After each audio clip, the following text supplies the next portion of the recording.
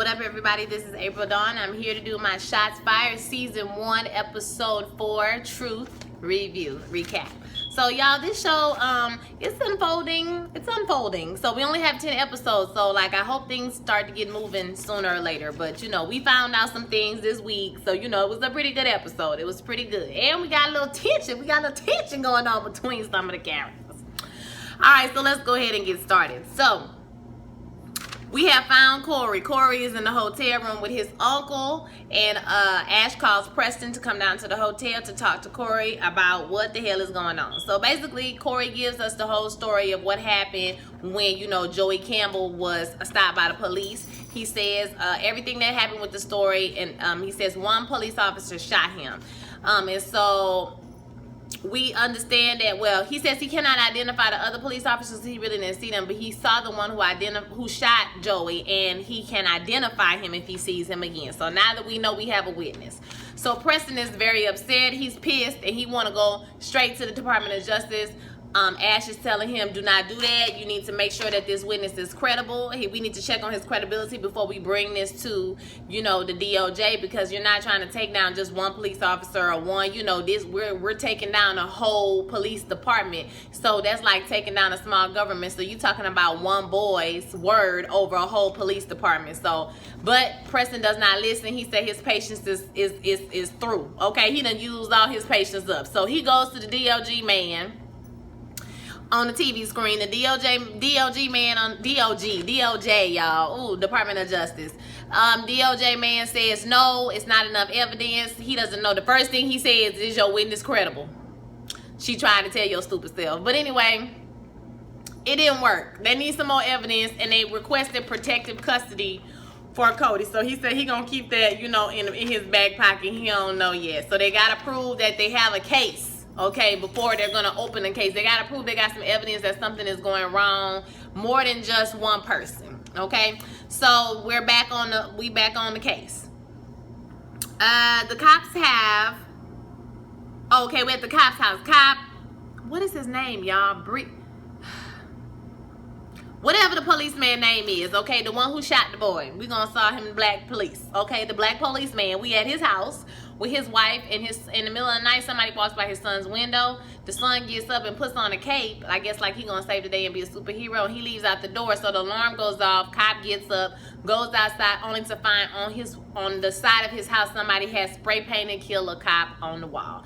The next day he's cleaning off the paint, and Sheriff, whatever his name is, comes on up, and Sheriff says, you know, we're gonna protect you, we're gonna leave a car out here, you know, to watch the house. And he says it don't, because we protect our own. And he like, it don't feel like it. I mean, the union have dropped me, you know, this is going on, I'm on desk duty, you know. He said like 3 or 4 things, and then he said if I would have shot the person that came to my house and did this tonight, I wonder what would have happened to me then.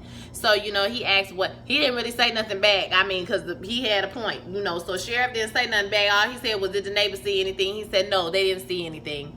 Like, you know, if they did see something, they ain't gonna say nothing. Okay, so we're over it. So we're back to Ash and Preston. They have a talk about having each other back. Ash says basically, I need for you to have my back. Like, you out here tripping. Like, you need to learn how to calm down. Because he like, why don't you just say I told you so? And she like, I'm not gonna say I told you so, but I need you to have my back and listen. Okay, you let ego get in the head of everything. Like, you need to calm down. Okay, so Ash says she's gonna track down the weed connection at the college to figure out how, you know, where Joey got this weed from and what's going on with the weed situation. So she finds the weed guy in a library. It's so funny. He put the weed in a book, and you come and snatch the book. So she took the book, and, you know, he tried to run away. He tripped over something. So, you know, this is like, you know, he ain't no kingpin. We gonna put it like that. He ain't no kingpin.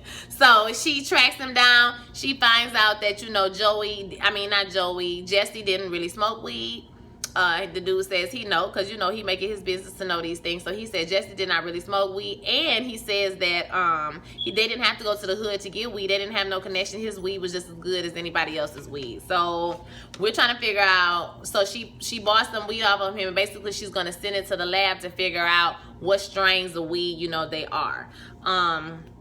We're trying to figure out what's going on with this situation, right? So Preston meets with the sheriff, and he goes in there and tells him that he needs to see the arrest record for the past 30 days. He doesn't want to see the digital copy. He wants to see the hard copies, the real copy. The sheriff tells him he needs to learn how to talk to people. And then Preston turned around and bossed up on him and was like, look, you ain't got to respect the citizens, or you don't respect the citizens of this county. You know, that's your business, but you gonna respect my mind, okay? And then he walks outside, to which he sees the black police officer is out there talking to his father, and his father is offering support, basically saying, we'll put the house up, you know, for you to pay for your legal fees. And he's telling them, no, don't do it. And he like, no, you know, we're going to take care of you because you ain't going down for that white boy, just like they don't go down when they kill us. And so the son is kind of discouraged, although I'm sure he's happy that his family wants to support him. You know, he does not, you know, the way the dad said it basically was like, you think I did it. Like, you think I murdered him. I didn't murder him. You know what I'm saying? So, you know, and he was like, I didn't mean it like that, you know, but kind of the damage had already been done. So he breezes past Preston, and then the sheriff comes outside and asks Preston to ride with him. So they go on a ride along, and they stop some white boys, okay, out there in the, for no reason, basically for no seatbelt or something like that.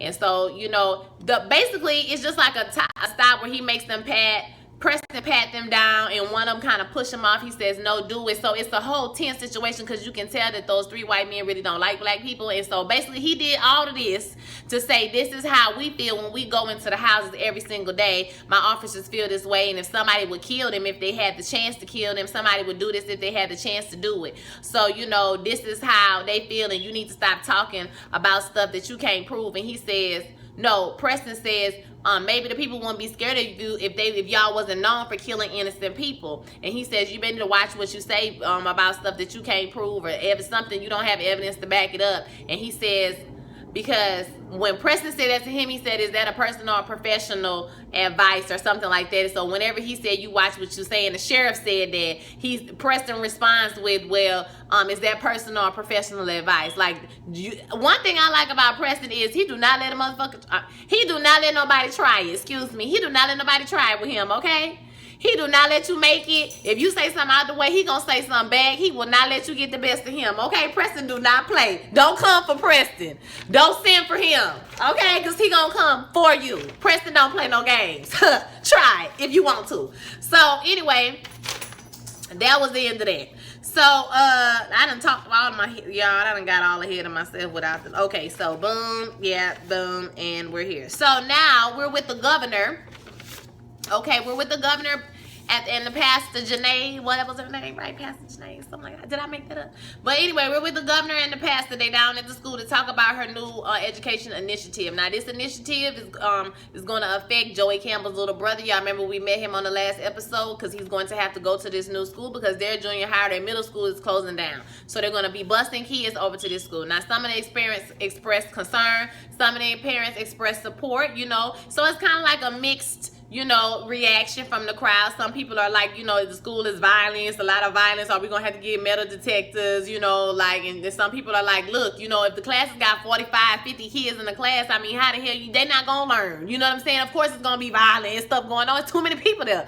So, you know, in a better environment, people do better. You can't generalize people and yada, yada, yada. And one lady says, well, then if this means so much to you, why won't you send your daughter there? This shows how open-minded you are. So that was a little back and forth for the initiative. I don't know. So, and then in the middle of it, the lady at the town hall asked her the question about, you know, how she gonna pay for it. She says, I have a financier. It's all privately paid for. She names the financier. Pastor Janae looks like, oh, for real? So basically the jail is funding the education initiative, okay? This is a problem for me. This is a problem for me. The prison system is funding, a private prison system is funding the education initiative, okay? I guess, y'all. Joey's brother gets upset. Well, that's not the first time, but this is the first time. So, yeah. Joey's brother is there to speak, I guess, for the kids or about the, you know, his experience or what he's trying to do or whatever. So we back with Ash and Preston. They catch up about what's going on between both of them, what they both, you know, learned, and they're at the scene of the crime to reenact the crime, you know, the way it happened. So they basically try to put themselves in a position of Jesse and the detective. So Beck. That's his name. Detective Beck. I got him. Officer Beck. Because he ain't a detective. He just an officer. Officer Beck. That's his name. So Officer Beck, you know, pulls over this guy. Why is the guy? How do he feel? Jesse, I might feel mad. My, you know, fraternity just embarrassed me. They made me drive to the hood to go get this. What I don't understand is why did they make him drive to the hood? Just to go in? Like, and just because you told me that y'all was going to the hood or y'all told me to go, like, why would I go? I would just go to McDonald's and sit there for 30 minutes and come back. Like, I'm confused. I'm confused. Did they tell you, I mean, what did you bring? A flag, a patch of grass to prove you been there? Like, how they gonna prove you was there or not there? Like, I'm confused. Put it in your GPS and then go to McDonald's. Like, I don't understand, Jesse. Why you even did that? You know you weren't supposed to be. Anyway, so Jesse, you know, he was probably mad at them. He was a little tipsy. So the dude asked him for your license or why you put him over, probably pissed because, you know, he knew it was a profile stop. So why you pull me over? I'm going to pull out my, you know, I'm going to refuse to give you. Something happened and, you know, somebody got shot. So we just need to find out was it justified or not. So she starts going on and on again about, you know, I'm feeling, did I just kill somebody? You know, what did I do? I hope this person was a bad person. I don't know. You know what I'm saying? I feel guilty. Like, what type of life I just took. You know, going through what Officer Beck might be thinking at that moment, okay? And so, and kind of, you get a little bit of insight of what she probably was thinking when she shot that young boy, okay? That she killed. Yeah, so they figure yeah, so Calvert, I'm sorry, y'all, I'm all confused. Hold up. Was the profile stops? He, yeah, Breland shows up. I don't know what that part means.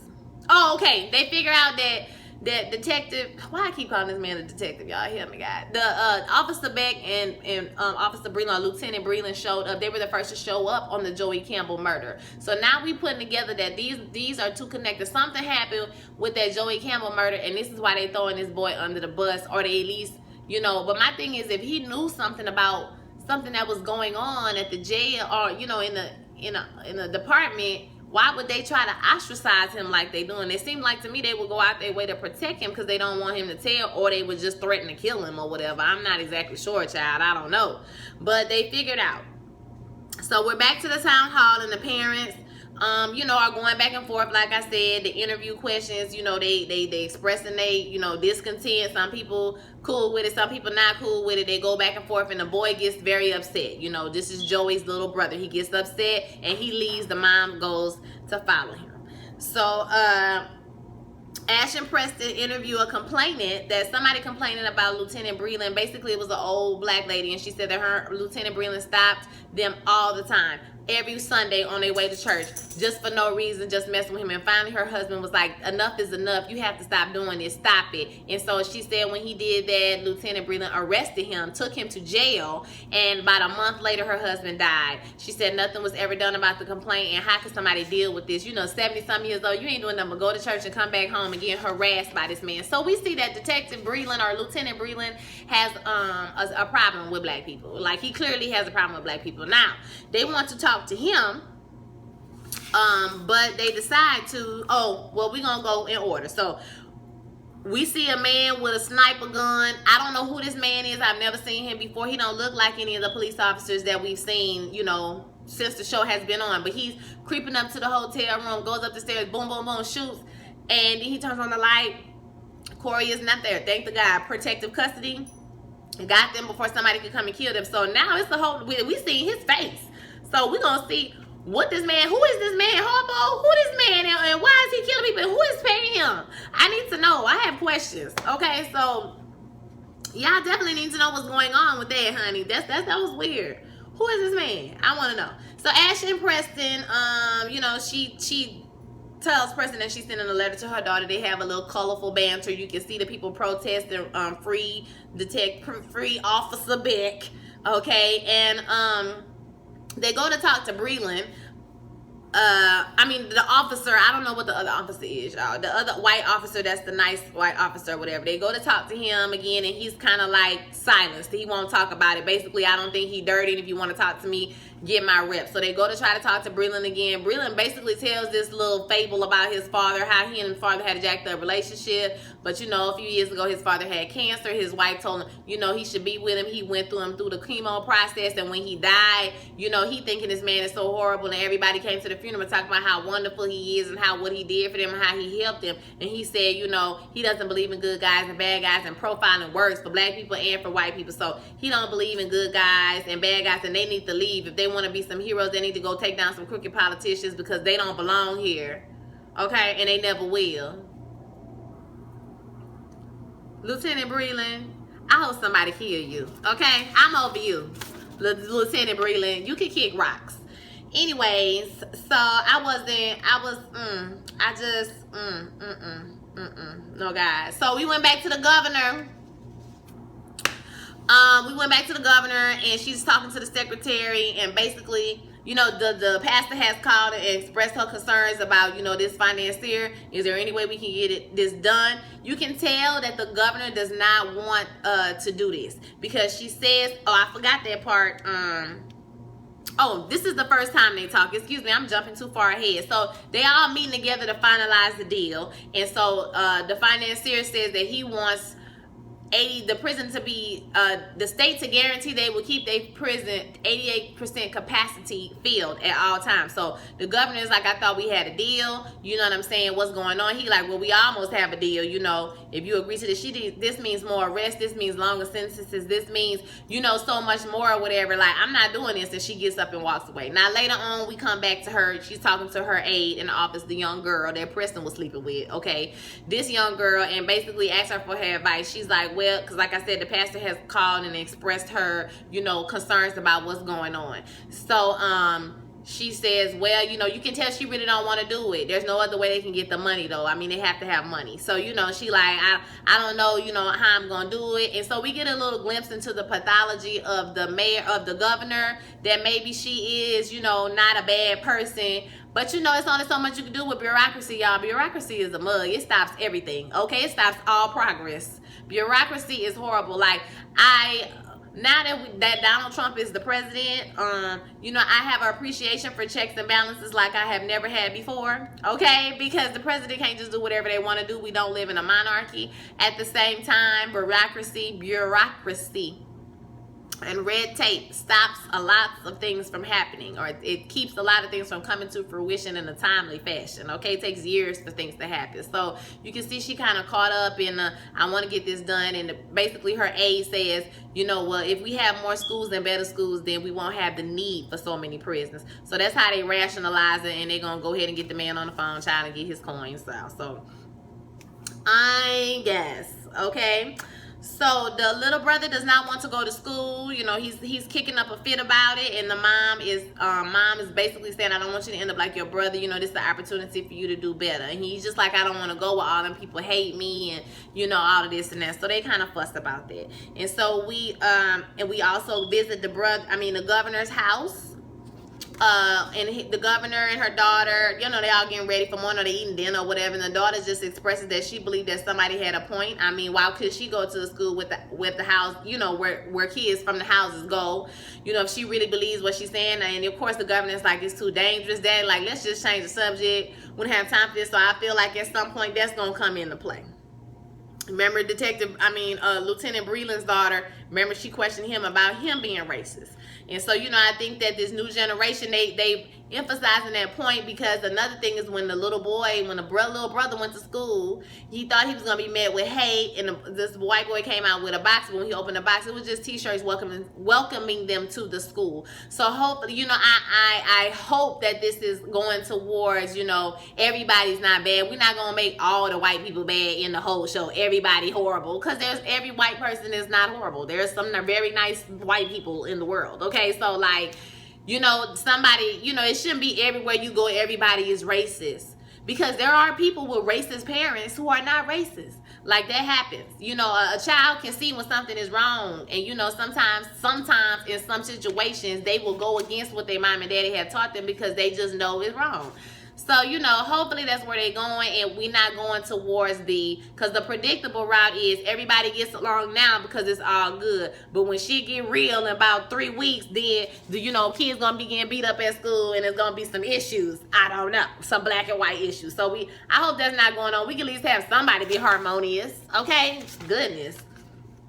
And so yeah, so the governor's daughter challenges her basically on being a hypocrite. I think she even called her hypocritical, or said what she was saying was hypocritical. Okay, so Ash and Preston meet up, and they see that Ash discovers, they meet up at Forensics, and they discover that Joey and Jesse had the same strand of weed. Now, that means either they knew each other, or they bought weed from the same person, or somebody placed weed into Jesse's car, okay, to make it look like Jesse had weed when he did not. Okay, so now we getting down to it. So we feel like the case is connected. So we go back to the DOJ man. DOJ man says, now I want to know who killed Joey Campbell. I want to know how these cases are connected. So go ahead and open up an official investigation into Joey Campbell's murder. So we got to win for the people. He in protective custody. We got, you know, the case open. We're going to find out what's going on, okay? So they hug each other. It was a long hug too. He had grabbed her waistline. I was like, wait a minute, Preston. Wait, Preston? Preston was looking like a little young thing, okay? He was looking like with them having like the romantic, you know, googly eye moment or whatever, he was looking like a little boy. And she was looking like a grown ass woman. Like, I'll take you down ass woman, okay? That was just cute. So they decide to go celebrate. They go out to this blues club, the same club they was at. Hey, y'all looked up that song that man was singing with the DJ or whatever. It go live though. Like, I looked it up on my phone. Like, it's a real song you can buy on iTunes, and it's cute or whatever. The one from the last episode and the one they was playing this time when they was first walking in the door, because they changed to something else later. But they go out, you know, they drinking, they having a good time. You know, she like, let's dance. She take off her little jacket. I'm gonna take off my little, show my little arm right here, show, you know. And he was looking like, yeah, you know, I'm feeling okay. And you know, he got up, he was like, hi, you know what I'm saying? You know. And then, you know, somebody else walked up on her, and she started dancing on him, you know, backing up. She backing it up and dancing. He get a little bit 2 hands, and she like, wait a minute, wait now, you doing the most now. Don't do that. And so don't do that now. You don't do that. And so Preston walk up like, hey, you heard the lady. You know what I'm saying? She said, let her go. And the dude like, is that your girl? All you need to know is that she ain't your girl, okay? So you need to back up. And he said, that's how little boys be messing up, stepping into the grown man business. Okay, and and I was like, he finna show you who is the grown man, and he about to show you how much of a bitch you are. I said, wait a minute, not a bitch. No, God. No. So Sanaya, so they straight punked the dude, was like, you know what, it's all, you know what I'm saying, I ain't know she was crazy like that. Let's roll, bruh. So they, you know, they giggled and laughed, you know, it was cute. And she liked that when he had stood up for her. She liked that. She was like, okay, nigga. Okay, nigga. They got back to the hotel. It was cute. Like, they was a little 14-year-old, you know, standing by the door, you know. Am I going to open the door? You go open the door. He stuck that thing, and he was like, girl, just like I do it in you, girl. Real slow, real nice and sexy. Okay? And, you know, they had that little sexual tension moment. But I was like, wait, didn't you sleep with his brother, though? Like, how that's going to go on Thanksgiving? How that's going to go with the family reunion? That's going to be a problem, because you know they got a brother rivalry issue going on. Now, one brother done slept with Sanaa, another one going to have the feels for her, and then, you know, it's going to be an issue. What's going to happen is, I'm telling y'all right now, first season, they might sleep together or something like that, or not, or she going to get with somebody right when he ready to tell her that he want to take her to the movies or something like that, or they'll like each other and then they going to piss each other off. Him and the brother going to argue, and then, you know, him and her not going to even worry about it because, you know, it's just too much drama. It's going to be something like that. They going to almost get there, you know what I'm saying? It's going to be something like that, though, because this always is. I really thought this was going to be a show where the 2 main characters wasn't going to sleep with each other, but this cop, investigator, prosecutor situation. It just never, this is how it always works out. They always sleep each other, okay? But child, when he went back to the room, what I wanted to say is that he had to take a deep breath, y'all. He walked in his room and he was like, Lord, have mercy, Jesus. Girl, I would have took you down tonight. Because when he stood up to go dance with her at the Blues Club and the dude walked up on him, he was just like, how you gonna he was like, I mean, he really sighed. Like, all the wind came out of him. Like, he was finna get him some of that mature seasoned cootie cat. Okay? But he said, nah, he ain't gonna do it. Not this episode. Maybe episode 9. So, that was pretty much it for the whole thing. And we briefly flash to the church where Pastor Janae is preaching about, I just might have made up that name, y'all. Don't forgive me. Don't judge me, okay? But Pastor Janae is preaching about when your allies turned against you. I said, uh-oh, she pissed now because the governor ain't doing what she want her to do no more. So she like, now you trying to change the game up and I don't like it. So I feel like Janae is going to be important. Asia, Aisha. Why I'm calling her Asia? Aisha Hines, you're everything. Oh my God, you girl. You, girl.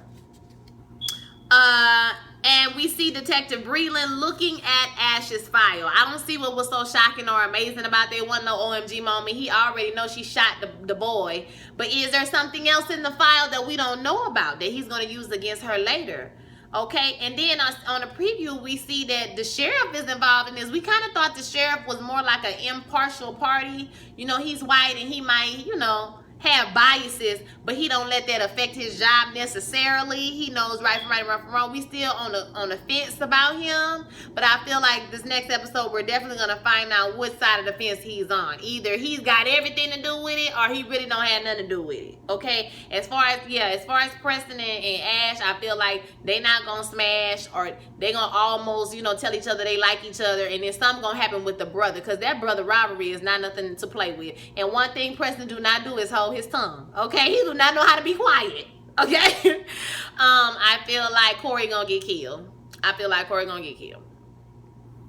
definitely feel like that's what's gonna happen. Corey gonna get killed because somebody gonna find out, he in protective custody, and tell one of the local police officers. They're gonna find out where he is and they're gonna kill him. I don't think that's gonna come into fruition, but I think something else is gonna come out.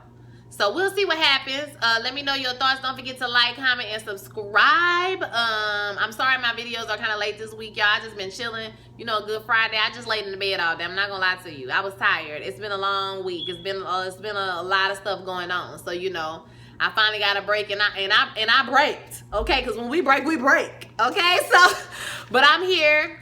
Enjoy. I will see y'all next week.